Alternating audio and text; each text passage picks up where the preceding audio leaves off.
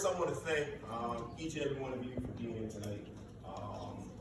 Come here to voice your concerns, to voice your perceptions of what's going on in the community. It's very important that the dialogue continue. And then I want to thank everyone here. Bishop, I know it's not easy moderating this kind of meeting. Give him a round of applause. Never easy trying to moderate this kind of meeting. I think what is being said tonight, and I deal in the world of perception and reality, regardless of what you believe in terms of what the reality is, there is a strong sentiment and perception that relations between the police and the community can be improved. I think everyone would agree on that. Yeah. And as we move forward, there's a couple of things, and I've listened to everybody. That's why I wanted to wait to the end to hear everybody's concerns. And many of the concerns, people have called our office. And some folks that maybe didn't feel comfortable standing up tonight have called our office and have expressed to us concerns about how they were treated by the police. And generally, we've voiced those concerns to the first precinct. We've voiced those concerns to Commissioner Ryder in terms of how relations can be strengthened and stronger. We know you have a very difficult job. And with that job, the best way for police officers to be able to execute their job is by having great community relations. But you cannot have great community relations if there is a perception that believes that they are being mistreated. Mm-hmm. So how do we move forward from that? I think Bishop said it best. You cannot uncover and break down all these issues in an hour and a half. It's impossible. And I think Bishop extended an invitation with help with Pastor Pendleton to open up this dialogue, to continue it, whether it's at Heaven cluster meetings or through my office, or through my office doing community meetings. To continue. Okay, you can't do yes, that. ma'am. Yes, ma'am. So we want to be able to develop that consistency, not just when we read about the situation that happened in Roosevelt or the situation that happened in Freeport, but constantly. I can tell you, as when I grew up in Hempstead, I knew the officers when they came to Kennedy Park or when they came to Lincoln Park. Why? Because they were always around. They were always here. Officers that were on the force for 10, 15, 20 years, I knew them and they knew me. So from that standpoint, that dialogue is missing to some degree.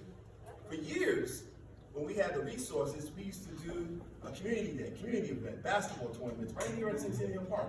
Unfortunately, we haven't been able to do those things, but the officers, not only were they engaged with our community, they were a part of the community. Many of them grew up here.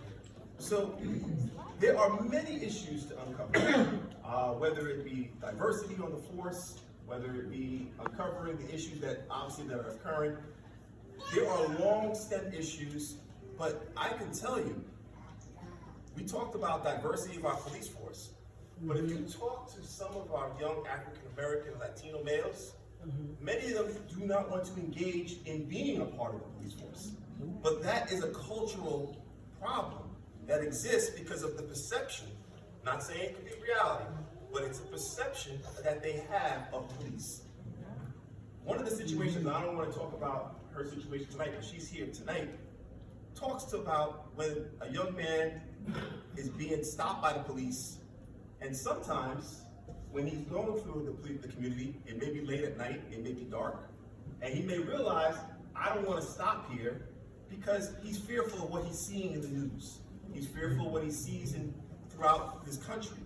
So he drives up a little bit further. But in that effort to drive up a little bit further to a lighted area, does the police officer know that? Or does the police officer thinking, is he trying to get away?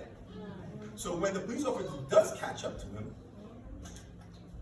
there's that cultural sensitivity that I think our officers can do a better job with, to understand that that young man, right or wrong, perception or whatever, has a perception that the police may try to hurt him. Not saying it's right or wrong, but our officers have to understand that's what they're dealing with. Because right now we're starting at ground zero.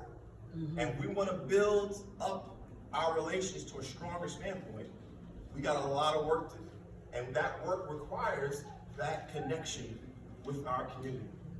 I look at these young faces, my daughter's here with me tonight, and I've always taught my children to respect and to listen to our police officers. You have one of the toughest jobs in this country. And by that standpoint, we want to make sure that we are clear that we want to be able to respect our police. But from what I'm hearing tonight is that they feel that the respect is not reciprocated. So how do we change that? Because that's their reality. So how do we change that reality? But we as a community, we have to work on ensuring they, and the police, cannot make our young people entrust police more so that they become a part of the police force. I can tell you, I've worked tirelessly for 15 years trying to get young African males to become members and even just take the test. I've even been able to secure scholarships and sponsorships so that I can get not only get the test paid for, but we can get the study programs that go with the test. And we cannot get young people to do it. But I understand why. So from that standpoint, we have a lot of work to do. It's not